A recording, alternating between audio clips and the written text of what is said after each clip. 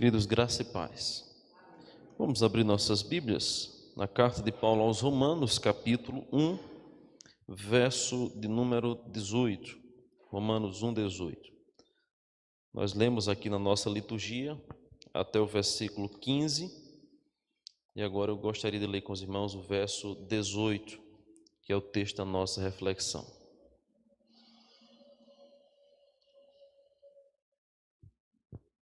Diz assim a palavra de Deus: A ira de Deus se revela do céu contra toda impiedade e perversão dos homens que detêm a verdade pela injustiça. Amém. Nós estamos refletindo aqui em nossa série Ira, arrancando o mal pela raiz, em algumas temáticas em torno desse assunto. O que é que nós já estudamos até agora? Eu trouxe aí um panorama logo no início da nossa série, mas eu já marquei aí o que nós vimos, né? Primeiro falamos sobre o que é ira, depois vimos, sua ira é realmente justa? Terceiro estudo, como chegar ao coração da ira? Quarto estudo, arrependimento, o caminho para erradicar a ira do coração. Quinto e sexto estudo, o processo de mudança de nossa conduta irada. Hoje, o nosso sétimo estudo, eu quero falar sobre a realidade da ira de Deus. Semana que vem, a ira contra Deus e a ira contra si mesmo, e a gente caminha um pouco mais. Provavelmente o capítulo 9 e 10 será um estudo só, finalizando essa nossa série ira, para nós entrarmos noutra temática. Hoje, então, nós vamos falar sobre a realidade da ira de Deus. Esta é uma realidade. Se nós nos iramos, e a gente já viu aqui vários aspectos, várias facetas da ira, a ira pecaminosa, a ira justa, a ira contra o pecado, a ira contra as circunstâncias contrárias, a ira que provém do nosso coração. Se nós que somos limitados, se nós que somos pecadores nos iramos contra coisas que são erradas, quem dirá o próprio Deus? Um dia desse eu estava indo para para Lagoa de São José no domingo à tarde, e vinha uma procissão com aquele monte de gente carregando uma santa. E eu fiquei a pensar, meu Deus do céu, quanta cegueira, Senhor, quanta cegueira. Só que aí, semana retrasada, houveram várias procissões na cidade inteira. Uma rápida volta que eu dei aqui para um local, eu tive que pegar várias ruas cortando, porque era uma procissão vindo do lado do outro e demorou. Quando foi assim, bem mais tarde, depois de 9 horas da noite, eu passei ali ao lado da Católica, estava lá uma fileira gigante de santos que vieram de todas as comunidades da cidade, e uma multidão de pessoas seguindo. E eu fiquei a pensar em um momento, enquanto eu vi aquela cena, uma revolta interior, não por raiva aos católicos, não é isso, não, jamais. Mas aquele sentimento, meu Deus do céu, como é que as pessoas podem adorar uma imagem de barro, de pedra, se a Bíblia é clara em nos dizer que nós devemos adorar somente o Deus vivo e verdadeiro, que nós não podemos fazer representação de sua imagem, que Ele proíbe terminantemente qualquer tipo de idolatria, de construção de qualquer imagem. Deus não pode ser comparado a nada.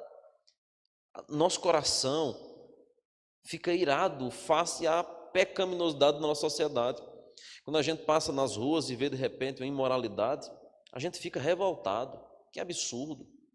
Quando a gente vê, por exemplo, algumas situações como agora está se aproximando o pleito eleitoral, eu vou trazer alguns estudos sobre política mais nos próximos domingos, próximos dias, a gente vai vendo assim a quantidade de barbaridade, de repente começam a trabalhar, de repente começam a fazer obras. Ontem, passando um programinha de rádio, rapidinho, uma rádio lá de Garanhuns, o jornalista lendo o portal de transparência das cidades de Pernambuco, onde este ano estourou o orçamento de cultura no investimento de show. Por acaso não.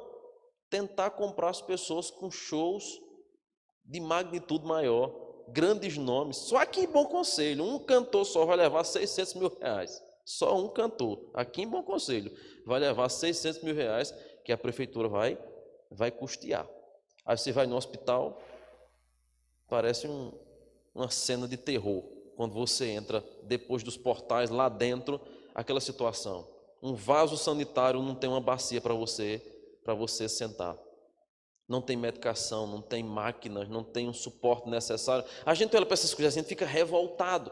Ora, se eu que sou pecador, se você que é pecador se revolta com a injustiça humana, com a imoralidade, com a desonestidade, quem dirá o nosso Deus, que é santo, santo, santo? Então, a realidade da ira de Deus não pode ser esquecida por nós. A realidade da ira de Deus, ela não pode ser negligenciada diante de tanto aspecto da ira pecaminosa que a gente tem visto aqui. É preciso a gente observar esse aspecto da ira de Deus, uma ira que é real. O que é que a gente então deve entender como sendo a ira de Deus? É um atributo? Se assim for, essa ira age fundamentada em quê? Como é que as respostas a essas perguntas, como as respostas a essas perguntas não há declaração mais definitiva do que a do apóstolo Paulo na introdução de sua carta que a gente leu, Romanos 1, verso 18. A ira de Deus se revela do céu contra toda impiedade e perversão dos homens que detêm a verdade pela injustiça. A ira de Deus se revela do céu. Não é por acaso que nós estamos acompanhando uma série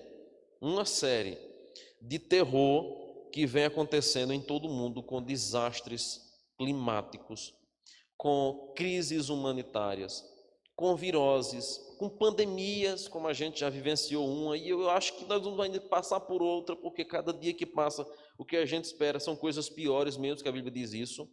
Então, o que é que a gente pode esperar de Deus diante do pecado humano?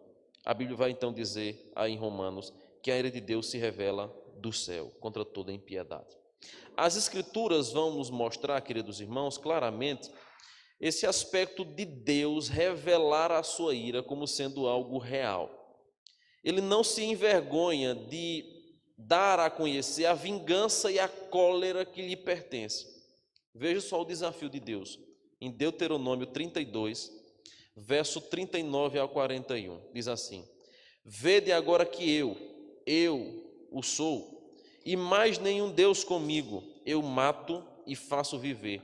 Eu firo e saro, e ninguém há que escape de minha mão, porque levantei a minha mão aos céus e direi: eu vivo para sempre. Se eu afiar a minha espada reluzente, a travar do juízo a minha mão, farei tomar a vingança sobre os meus adversários e recompensarei aos meus aborrecedores. A gente vai encontrar textos assim como esse no Deuteronômio, onde mostra claramente esse aspecto de Deus que é vingador, aquele Deus que tem a espada em suas mãos. Quando a gente olha para a Bíblia Sagrada, nós vamos perceber que há mais referências na Escritura, há mais referência à indignação, à cólera de Deus, do que até mesmo ao seu amor e à sua ternura. A Bíblia fala sobre o amor de Deus, a Bíblia fala muito sobre o amor de Deus. Porém, a gente encontra mais referências à sua ira, à sua cólera, à maneira como ele pune aqueles que desobedecem a sua palavra, do que até mesmo aspectos do seu amor. Isso por um motivo que a Bíblia Sagrada é clara. Ele é santo, santo, santo. Ele não tolera ver o mal. Então, a ira de Deus, ela é uma perfeição divina, tanto como a sua fidelidade. A gente pode dizer que a ira de Deus é um dos seus atributos, porque é uma perfeição divina. É o aspecto da sua justiça. Justiça e ira estão atrelados. A gente não pode separar esses dois aspectos de Deus. E quando a gente fala dessa ira de Deus, nós estamos falando sobre uma eterna ojeriza por toda injustiça. Então, tudo aquilo que é injusto, Deus odeia. Deus tem ojeriza, Deus tem náuseas de qualquer tipo de injustiça. É também o desprazer e a indignação da divina equidade contra o mal. Deus não se agrada do mal, Deus aborrece o mal, e por ser Ele santo, Ele age contra o pecado. De que maneira? Faz isso através de coisas inauditas. Depois eu vou pregar aqui um texto que eu sempre falo, mas nunca preguei aqui em Bom Conselho, que é o texto número 16. Deus pega ali uns rebeldes, abre a terra e os engole, depois manda fogo do céu e os mata, e os restantes, depois Deus manda uma praga e mata 14.700 numa praga, que passou alguns instantes. a ira de Deus sendo revelada contra os rebeldes, contra aqueles que se voltam contra ele, porque Deus não tolera o pecado. E por ser ele grande, por ser ele majestoso, todos aqueles que desprezam a sua vontade, a sua justiça, a sua equidade, haverão de sofrer consequências. Então, a ira de Deus é uma perfeição divina, tanto quanto é a sua fidelidade. Além disso, esta ira, que é a ira de Deus, diz Paulo aí, ela se revela do céu. Note que aí a aplicação do termo por Paulo, ela está no tempo presente. A ira de Deus se revela do céu contra toda impiedade. Aqui nós vamos observar, queridos irmãos, que Deus, ele sempre julgou a humanidade ao longo da história. A gente vai encontrar eventos claros onde Deus puniu as pessoas, como eu vou citar mais à frente alguns para a gente relembrar isso. Só que essa ira, ela permanece atual. Ela continua operando. Ah, pastor, mas por que a gente não tem mais eventos como, por exemplo, em Sodoma e Gomorra? Às vezes a nossa ideia de que Deus operou com a sua ira lá no passado, no Antigo Testamento, e hoje ele está mais manso assim. Então as pessoas vivem fazendo tudo quanto é besteira, tudo quanto é coisa errada, e Deus está fazendo, não, deixa quieto, deixa passar. Mas não é assim. É bem verdade que a revelação dessa ira, em alguns momentos da história, foi mais evidenciada. E aí você tem Sodoma e Gomorra, quando Deus mandou fogo do céu para matar a cidade toda. Todo mundo da cidade foi ceifado. Só que essa ira de Deus, ela ainda é revelada através da natureza, através do magistrado civil e através da sua ação sobrenatural também em punir as pessoas. Então, a gente percebe claramente que esta é uma ira que não fica apenas no tempo passado, é uma ira presente, conquanto a Bíblia Sagrada pareça indicar que essa ira tem um aspecto mais escatológico, como a gente vai ver à frente. Ela é presente, mas ela tem uma grande aplicação escatológica, porque ela se direciona àquilo que haverá de acontecer como sendo o momento onde Deus vai punir de fato todas as pessoas por conta do seu pecado. Então, nós não podemos, irmãos, fugir da ira de Deus. É o que eu queria então observar hoje com esse texto de Romanos 1, verso 18, em 3 aspectos. Primeiro, a provocação da ira de Deus. O que é que provoca a ira de Deus? E a gente vai perceber aí que Paulo vai deixar claro que é a impiedade e a perversão dos homens. Essa ira de Deus, ela é provocada, ou ela é agora acionada por causa das ações perversas do homem. A piedade, ela age poderosamente como um incentivo para a justiça de coração e de vida. Sua ausência, por outro lado, deixa um vácuo que é facilmente preenchido pela injustiça. Então, aonde não há temor a Deus, os desejos sensuais logo conduzem os homens a entregarem-se livremente a toda forma de perversão. A impiedade manifesta-se geralmente na forma de idolatria. Então, vamos fazer aqui um comparativo. Se você observa, por exemplo, a Europa, especialmente, vamos para a América, os Estados Unidos, é um país que a gente costuma dizer de berço evangélico. É conhecido como um país protestante. Foi, inclusive, de lá que veio, né? Primeiro missionário presbiteriano, Ashbel Green Simon, está aqui para o Brasil. E a gente sabe, e a gente conhece bem a realidade de como aquele país é próspero, de como que aquele país ele é abençoado, de como que aquele país se tornou uma potência mundial. Só que, com o passar do tempo, as pessoas foram abandonando o evangelho. De modo que hoje é preciso enviar missionários aqui do Brasil para lá, para pregar novamente o evangelho genuíno. Então, vejam que coisa interessante. Há mais de 160 anos atrás, a Igreja Presbiteriana dos Estados Unidos manda um missionário para o Brasil para pregar aqui a palavra de Deus e plantaram a Igreja Presbiteriana aqui em solo brasileiro. Essa igreja cresceu, se desenvolveu. Hoje, os Estados Unidos vivem uma crise de igreja genuinamente evangélica e reformada. Há muitas igrejas nos Estados Unidos, sem não há dúvida, porém, igrejas secularizadas, ou como a gente costuma dizer, igrejas emergentes, de onde vieram, inclusive, muitas teologias deturpadas aqui para o nosso Brasil, de prosperidade, de confissão positiva, esse evangelho, como a gente costuma dizer, o evangelho coach, de palestras motivacionais, de modo que hoje você procura nos Estados Unidos igrejas sérias, comprometidas com a palavra, se conta nos dedos. Hoje a nossa igreja está novamente enviando missionários para lá, para pregar o evangelho. Um exemplo disso aconteceu com o reverendo Augusto Nicodemos. Estava aqui no Recife como pastor e foi convidado por Muca para ir para lá, ajudá-lo na plantação de uma igreja presbiteriana em Orlando, porque é escasso igreja presbiteriana, porque a que tem lá, não tem mais vínculo com a nossa, porque hoje até homossexuais eles casam, e ordenam inclusive. Veja a seriedade disso. Então, a ira de Deus ela tem se manifestada, porque os homens pervertem a verdade. E isso tem sido, irmãos, visto dia após dia, com a quantidade de assassinatos, de mortes, de abusos, de estupros, de pedofilia. Eu nunca vi na minha vida tanta matéria de pedofilia como a gente tem visto na atualidade. Todos os dias é um monte de matéria de pedofilia. Eu contei para vocês aqui 15 dias atrás, né? Um avô que abusou sexualmente da neta com 5 dias de nascida.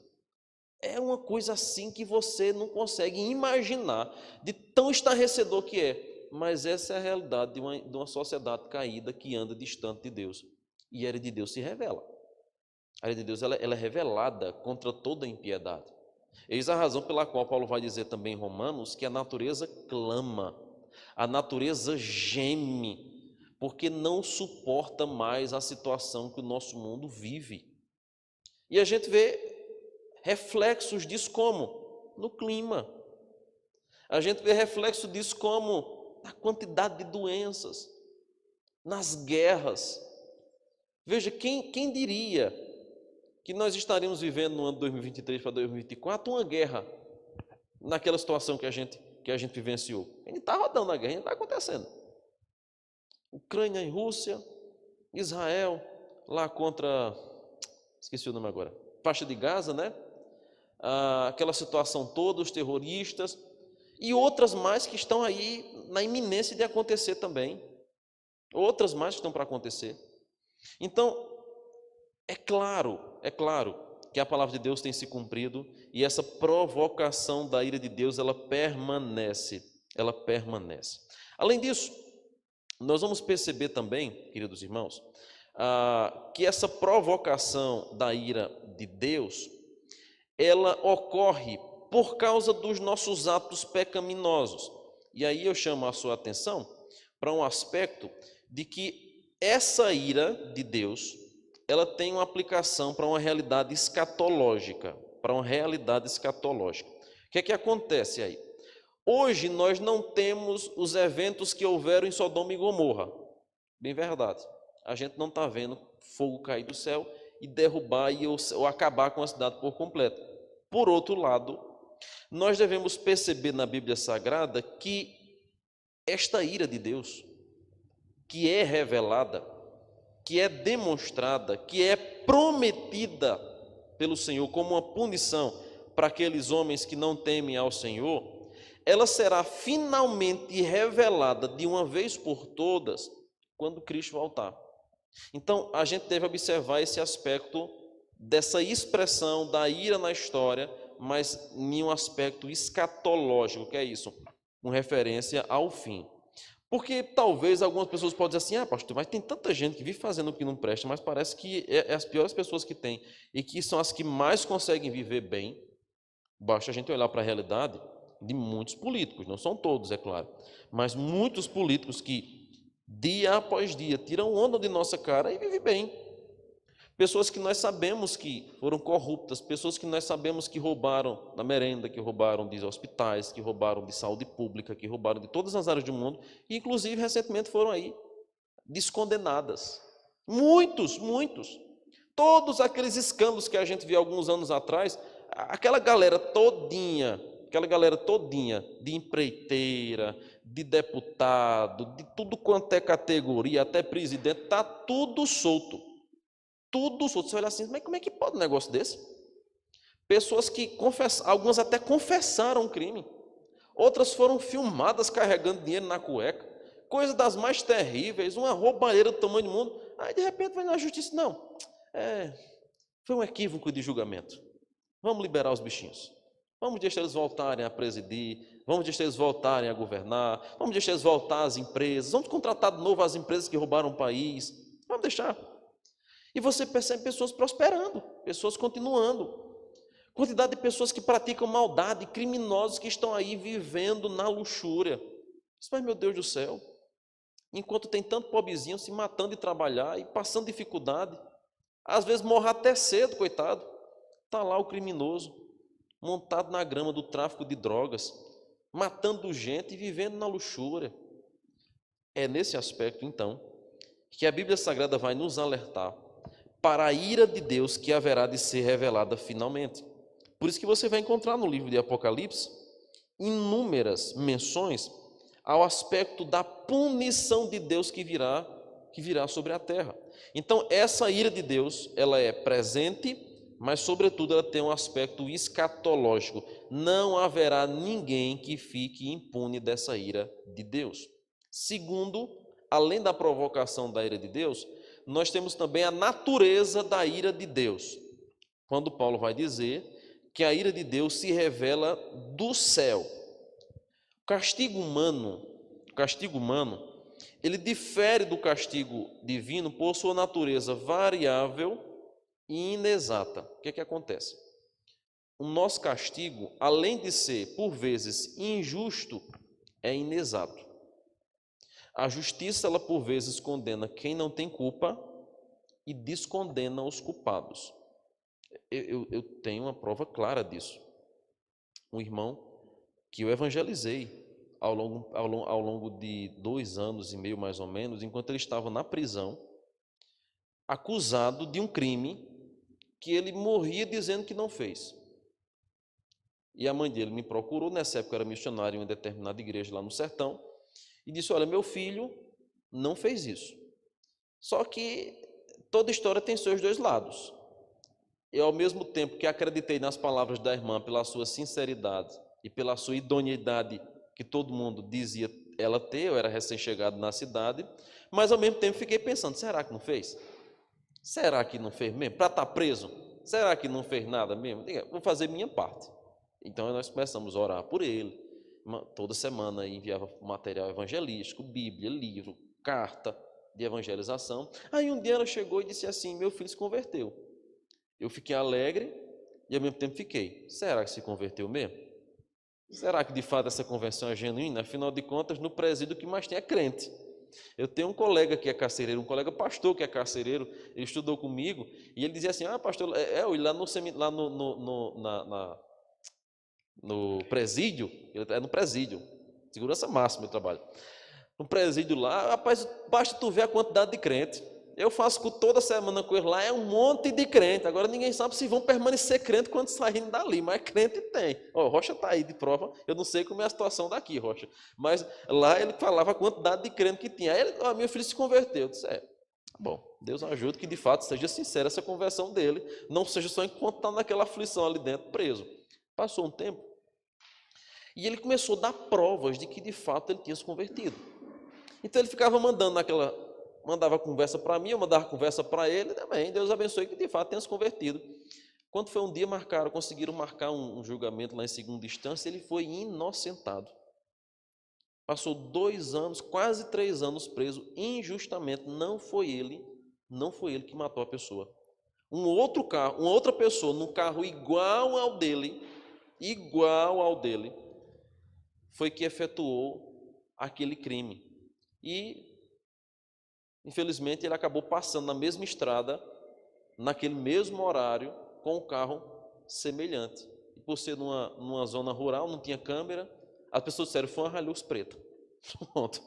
Foi o suficiente para incriminá-lo. E ele foi liberto, depois de quase 3 anos preso. E aí ele marcou um culto na casa dele. Eu vou fazer o culto na sua casa. E ele contou um testemunho que não tinha ninguém que ficasse sem aguentar, sem chorar. Ele narrando como que aqueles 3 anos foram os 3 piores anos de sua vida, mas ao mesmo tempo ele passaria de novo, porque na cadeia ele teve o privilégio de encontrar a Cristo. Ele teve um encontro com Cristo e sua vida mudou. E eu sou prova de que realmente ele hoje é uma nova criatura. Hoje ele é uma nova criatura. A esposa dele está pisando assim nas nuvens, porque de fato Deus transformou a vida dele completamente. Então, a gente observa que o castigo humano, ele difere do castigo divino. A nossa justiça é falha. Já ontem eu vi um outro vídeo de um advogado que eu sigo, eles levando um rapazinho e a juíza inocentando ele e pedindo desculpas, porque ele passou também 1 ano e meio preso injustamente. Enquanto nós temos alguns casos, não são muitos, mas alguns casos de prisões injustas, nós temos, por outro lado, uma quantidade absurda de pessoas que deveriam ser presas, que deveriam ser punidas e não são. Qual é a diferença? O castigo humano, ele difere do castigo divino pelo seguinte sentido. A justiça de Deus, ela é revelada e ela haverá de ser consumada quando Cristo voltar, de tal maneira que não haverá um indivíduo sequer que ficará fora dessa justiça. Por isso que Deus, a Bíblia Sagrada vai dizer, que Deus julga os povos com equidade. Ele tem o cetro de justiça. O aspecto é, Deus julga retamente e não há um detalhe sequer que fique fora do seu exame, por algumas razões e por alguns atributos. Ele é onisciente, ele é onipresente e ele é onipotente. Ele conhece todas as coisas, ele está em todos os lugares e ele pode todas as coisas. Então não há quem se esconda de Deus. Por isso que a sua justiça, a natureza da sua ira, da sua justiça, ela é reta. E ela será expressa de maneira clara e absoluta. Lá em Romanos 12, 19, também em Hebreus 10, 30, está no finalzinho do slide, a Bíblia vai dizer o seguinte: a mim pertence a vingança, eu é que retribuirei, diz o Senhor. Então, essa ira de Deus tem a sua origem, a sua natureza no céu, na sua retidão, na sua santidade, e ela será manifestada, ela será revelada.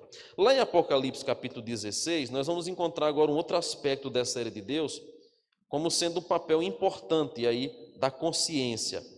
Apocalipse 16, versículo de número 11, diz assim: e blasfemaram o Deus do céu por causa das angústias e das úlceras que sofriam, e não se arrependeram de suas obras. Aqui nós temos o aspecto dos flagelos que são derramados sobre a terra, há toda uma questão escatológica e simbólica que é retratada no livro de Apocalipse, especialmente no capítulo 14 e 15.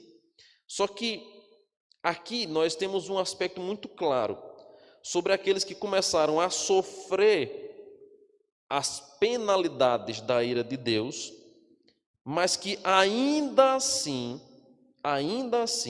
blasfemaram contra o Deus do céu, sofreram angústias, úlceras por conta da punição, mas não se arrependeram. Aqui nós temos um aspecto interessante, eu quero lembrar você o texto de Lucas 16, quando a Bíblia fala sobre o rico e Lázaro. E ali nós temos a menção do rico sendo lançado no inferno. E lá no inferno, ele conscientemente pedia uma gota de água para molhar sua boca, um mensageiro para pregar a mensagem a seus irmãos, só que nada poderia ser feito por ele. Por que isso? Além da ira de Deus ser aplicada sobre todos os seres humanos, essa punição dessa ira de Deus, ela será de maneira consciente. Então, Por vezes as pessoas fazem a seguinte pergunta: pastor, no céu nós teremos consciência? Claro, Deus não nos vai emburrecer. Agora que no céu nós não teremos consciência contaminada como nós temos hoje. Porque a Bíblia vai dizer que Deus enxugará dos nossos olhos toda lágrima. Lá não haverá choro, não haverá pranto, não haverá dor, porque Deus fará nova todas as coisas. Teremos um corpo transformado, mas também uma mente transformada. Então, no céu, você não vai ficar pensando: ah, meu Deus do céu, cadê meu pai que não está aqui mais eu? Cadê meu irmão, minha esposa, meu marido, meu filho? De repente, não foi convertido ao Senhor, não foi salvo. Você não vai ficar no céu se lamentando por quem não subiu. Você não vai.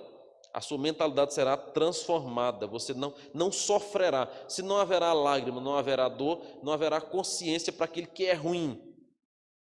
Mas você estará conscientemente diante de Deus, alegremente em sua presença. Por outro lado, aqueles que serão punidos pelo Senhor sofrerão conscientemente. Porque os testemunhos de Jeová costumam pregar que haverá um aniquilamento sobre a terra. Então, assim, todo mundo que pratica pecado vai ser aniquilado. E eu sou sério dizer aos irmãos, que coisa maravilhosa essa pregação. É muito bom. Se depois de tudo nós fôssemos aqueles que não fossem salvos, né? Fossem aniquilados, aí eu disse assim: rapaz, vive no mundo aí mesmo, porque basta tu morrer que depois tu não vai sofrer nada, tu vai ser aniquilado, não vai sentir mais nada, não vai mais existir, não vai mais... É bom demais esse negócio. Eu não vou para o céu, mas também não vou para o inferno, porque eu vou ser aniquilado. Essa é a imagem que algumas seitas pregam, entre elas os testemunhos de Jeová. Como é? Não tinha sentido a morte de Cristo, não tinha sentido nós termos tanto zelo por aquilo que é correto pela palavra de Deus, não tinha sentido nós fazermos distinção entre o que é certo e o que é errado. Se no final das contas todo mundo que não vai para o céu vai ser aniquilado, não. Eu vou dizer ao ímpio: olha, te arrepende, não tu vai para o inferno? Não, mas eu vou ser aniquilado mesmo, vou sentir nada. Então eu vou me entregar às minhas paixões, eu vou me entregar a toda porcaria de pecado que possa existir, porque no final das contas, se eu morrer, acabou-se. Não sentirei mais nada, isso não vai me doer, não vai causar angústia. A Bíblia não diz isso. A Bíblia fala sobre a realidade do inferno como sendo a aplicação última da ira de Deus, e mais, conscientemente. Por isso que lá no texto de Lucas 16, aquele que estava no inferno estava consciente, gemendo, clamando, pedindo uma gotinha de água e ainda implorando para mandar alguém para pregar. É o aspecto de que estarão sofrendo conscientemente por toda a eternidade. E imagine, irmãos, a situação daqueles que ouviram o Evangelho e não quiseram aceitar o Evangelho. Por isso que lá em Lucas 16, o rico vai dizer: manda pregar meus irmãos. Qual era o sentimento dele? Eu ouvi, mas não dei crédito. Eu ouvi, mas não acreditei nisso. Então deixa eu ir lá. Não, não pode não. Então manda alguém. Não, eles têm Moisés e os profetas. Eles já têm a Bíblia para dizer eles a verdade. Não vai ninguém sair daqui mais. Não, quem entra aqui não sai mais. É o aspecto do sofrimento eterno e consciente. E consciente. É exatamente isso, irmãos. É exatamente isso que passa no coração e na mente daqueles que, por exemplo, sofrem um acidente, sofrem as penalidades por uma atitude errada conscientemente. Então, é o relato, por exemplo, de muitas pessoas que, de repente, encheram a cara de bebida, de drogas, fizeram algo errado e, de repente, sofreram um acidente. O acidente não matou, mas, por outro lado, também deixou sequelas pesadas. Aí muitas pessoas ficam assim num estado quase que vegetativo, mas consciente. Depois de muito tempo, quando voltam, né, a ter mobilidade, a falar, a dialogar, relatam a angústia que foi passar tanto tempo conscientemente sofrendo e lembrando de tudo que fez de errado para estar naquela situação. Claro, quando a gente fala sobre a realidade do inferno, a Bíblia mostra isso numa proporção ainda maior, para mostrar exatamente essa ira de Deus sendo derramada sobre toda impiedade. Terceiro, nós temos um aspecto da ira de Deus sendo manifestada, porque o texto vai dizer que a ira de Deus se revela do céu contra toda impiedade e perversão dos homens que detêm a verdade pela injustiça. Agora nós temos esse aspecto da manifestação dessa ira dessa ira de Deus. E eu quero lembrar aqui alguns exemplos de como que essa ira foi manifestada. Acidentes e fenômenos que a gente tem acompanhado nos nossos dias são previstos biblicamente. Calamidades como guerras, fomes, enchentes como a do Rio Grande do Sul, né? Furacões, vulcões quando entram em erupções. A Bíblia claramente fala sobre esse aspecto de que a natureza ela geme, ela clama, ela dá sinais evidentes disso. E não me espanta, ainda que seja triste, saber que no futuro, enquanto Jesus não voltar, nós cada vez sofreremos calamidades maiores, enchentes maiores, terremotos maiores. Por isso que você tem aquelas medições, né, dos terremotos e dos furacões, geralmente eles vão dando a letra, né? Cada nível, uma letra. Veio Katrina, que ficou tão conhecido, só que aí depois veio o outro, e outro, e outro numa proporção maior. E a gente aguarda que antes de Jesus voltar, cada vez isso cresça, porque de fato são sinais evidentes de que breve ele vem. Então, a queda de Adão e Eva foi a primeira manifestação da ira de Deus, quando Deus pegou eles, mesmo em uma demonstração de graça, ao cobri-los, ao deixá-los vivos, mas Deus expulsa eles do jardim. A ira de Deus é manifestada ali. Capítulo 6 de Gênesis, nos dias de Noé, Deus manda um dilúvio para varrer a terra por conta da iniquidade. Mais à frente um pouco, capítulo 11, a gente tem Sodoma e Gomorra. Deus tira Ló daquela cidade e depois tome fogo. Todo mundo morre por conta da iniquidade. Nós vamos encontrar ainda também a ira de Deus caindo sobre indivíduos. E aí a gente vai ter o exemplo, por exemplo, de Acabe, de Jezabel, de Ananias e Safira, do rei Herodes, de Corá, de Datã, de Abirão, tantos outros personagens bíblicos que sofreram a penalidade por causa do seu pecado. O caso de Acã, é o caso de Nadab e Abiú, é o caso daquele rapaz que foi, o caso de Amã, o caso de Uzá, que foi tocar na arca e Deus fulminou no mesmo instante. Nós vamos encontrar a ira de Deus sendo revelada em muitos personagens, especificamente por causa do seu pecado. Além disso, nós vamos perceber claramente, queridos irmãos, que porque a ira de Deus é uma perfeição do caráter divino sobre a qual nós precisamos lembrar, há três coisas, para a gente concluir, que nós deveríamos meditar com frequência. A ira de Deus é uma perfeição do caráter divino. A ira de Deus é uma perfeição do caráter divino, faz parte do seu ser, a sua justiça.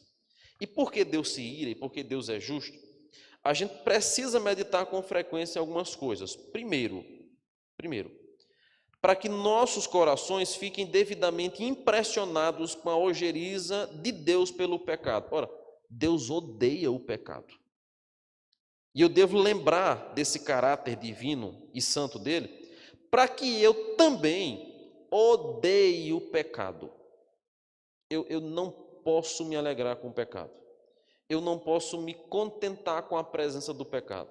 Eu não posso achar normal a prática do pecado. Eu preciso ter ojeriza ao pecado, porque Deus tem ojeriza ao pecado. Segundo, para produzir em nossas almas um verdadeiro temor a Deus.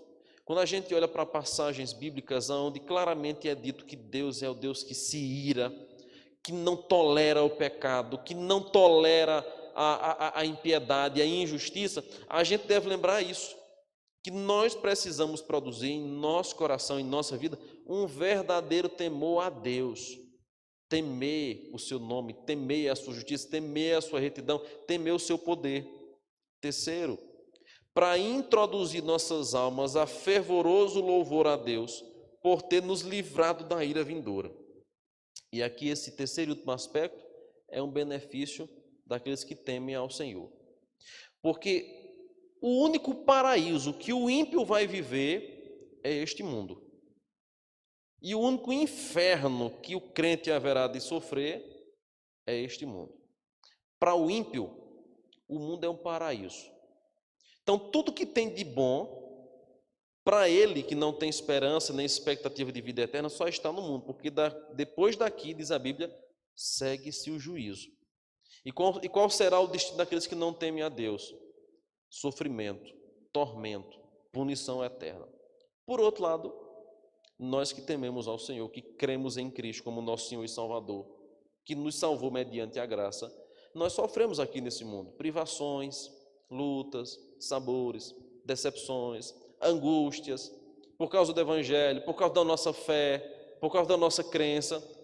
Mas, irmãos, o nosso único inferno é esse mesmo, porque depois daqui é o céu de glória. E isso deve gerar em nós uma atitude de fervorosa adoração ao Senhor.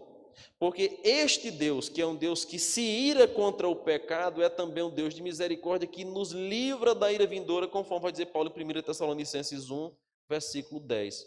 Nós somos livres da ira vindoura. Nós agora, no presente momento, sofremos as penalidades da ira temporária de Deus, que é demonstrada aqui e ali. Fome, sofrimento, dificuldades, doenças. A gente passa por isso. Os crentes não estão imunes a isso, não, pelo contrário. O crente morre de diabetes, o crente morre de depressão, de pressão alta, não é nem pressão alta, não, mas esqueci agora. Hipertensão. Crentes morreram na pandemia de Covid, alguns morreram de chikungunya. A gente morre, a gente está suscetível a sofrer as penalidades da ira de Deus temporária, mas da ira vindoura, nós fomos livres. Isso deve gerar em nós uma atitude de fervor, de louvor, de adoração a esse Deus, porque nos livrou da ira vindoura. Então, a ira de Deus, irmãos, ela é uma realidade que nós não podemos esquecer.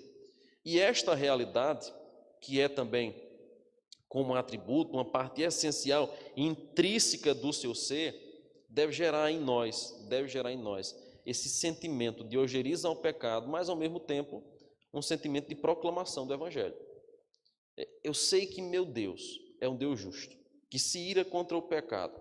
Eu vejo a promiscuidade no mundo, eu vejo a corrupção, eu vejo a idolatria. O que é que eu devo fazer diante disso? Eu devo anunciar, eu devo pregar, eu devo me revoltar perante a idolatria e anunciar que Jesus Cristo, Ele é o Deus que ira contra o pecado, mas também é o Deus de misericórdia para com aqueles que se arrependem do seu pecado. Eu preciso entender essa realidade. Então, vamos parar por aqui.